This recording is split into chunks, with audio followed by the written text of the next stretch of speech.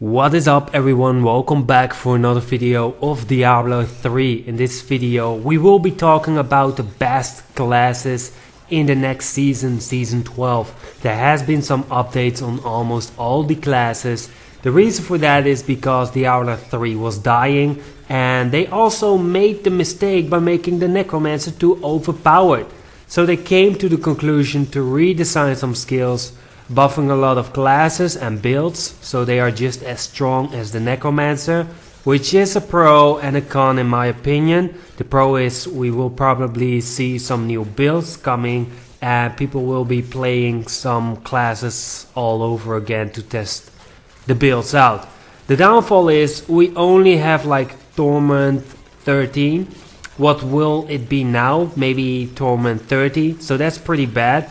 I think they could do better, but fuck, they are doing a great job than ever before. I didn't know that Blizzard team was capable of coming with ideas like this. But anyway, everything is gonna be balanced and even the noobs will be doing a Greater Rift 80 solo. But don't worry, if you subscribe to my channel, I will help you to do at least Greater Rift 95 in season 12. And that is a promise. If you just follow the tips and tricks and if you just help each other a little bit, then you will be fine.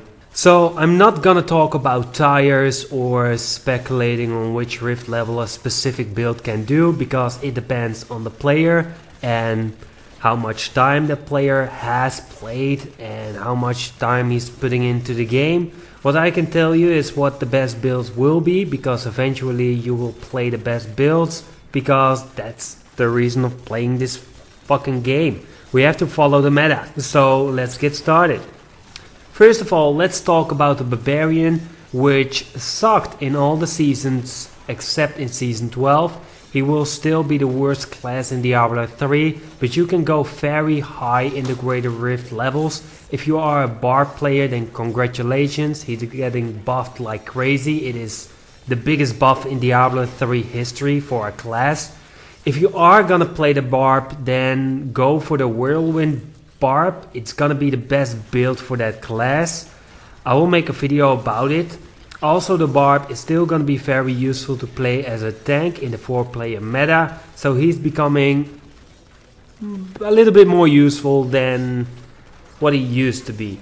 Now let's talk about the Crusader. People can say what they want to say, but I can tell you right now, the Invoker Thorns build is gonna be the best build for the Crusader. They buffed the Thorns damage like crazy, and if I have that Thorns damage increase on my Crusader, I can probably do a Great Rift 105 directly. Maybe I have to change some items for more defense, but damn, they made the Invoker Thorns very powerful. Of course you can run on a horse, which is easier, or you can play the Hammerdale, who doesn't really get a buff or a nerf.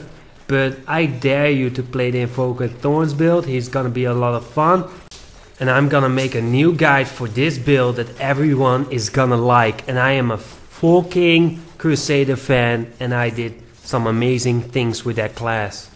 So the Demon Hunter is also getting a big buff, and if I were you, I would go for the Invoker Thorns build. But if you are not a Crusader player, then go for the Impel build for the Demon Hunter, because he's very easy to make, easy to play, and if you master him, you can go very high on the leaderboard as well. And he's also very strong in the 14 meta. I'm not gonna say he's stronger than a Necromancer, but he can also help you with bringing the monsters together, and I think he will be more useful the higher you go as a 14 meta. But anyway, they buffed the Carlisle's point. You will get 15 hatred back always, and also a huge damage impel increase, so that's gonna help him to climb even higher on the leaderboard. It's gonna be great.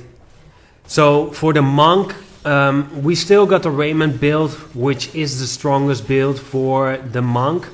And well, I think they fucked up the Lashing Tail Kick Sun Wuku set build, because well, you have to stack your Lashing Tail Kicks, and if you don't have many stacks, this build is gonna be nerfed like crazy. And if you have the stacks, then this build is gonna be buffed.